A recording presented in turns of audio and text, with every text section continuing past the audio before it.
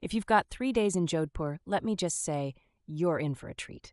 This city is both a visual feast and a crash course in Rajasthan's rich heritage.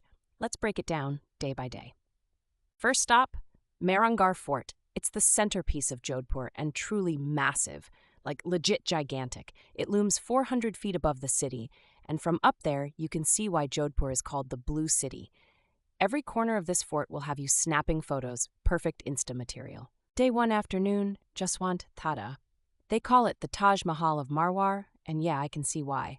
This marble mausoleum is so intricately carved it almost seems translucent. Bonus, you get some epic views of the fort from here. The evening practically begs for a wander through the old city markets. Start at Sardar Market by the famous Ghanta Ghar, clock tower. You'll find yourself bartering for spices, textiles, and maybe a quirky souvenir or two. Pro tip, only offer half of whatever price they first quote. Day 2 kicks off with a jeep safari to Bishnoi village, a cultural deep dive into local tribespeople's lives. It's as much about storytelling as it is about wild deer sightings. The Bishnoi community is known for their environmentalism, which makes me feel like an amateur tree hugger back in Portland. Return to the city for the Umayyad Bhawan Palace. Yes, part of it is still a functioning royal residence, but the museum section feels like an Indiana Jones plotline. The Art Deco architecture? Kind of a mic drop moment for Rajasthan's desert aesthetic. For a relaxed evening, try the rooftop restaurants near Mehrangarh. I recommend Sunset Pavilion or Indique. Nothing screams vacation like sipping a mocktail and watching the city lights flicker below the fort. The vibe?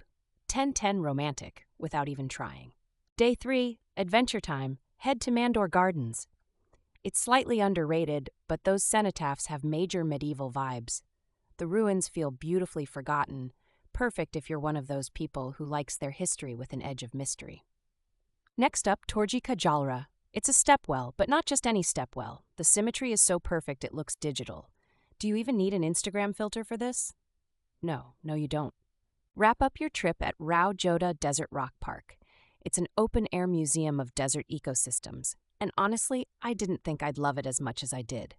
The walking trails make you feel oddly connected to nature, even in this harsh landscape. Pro tip for the whole trip, carry a reusable water bottle. Hydration is your lifeline here, and every minute without shade is like doing hot yoga at high noon.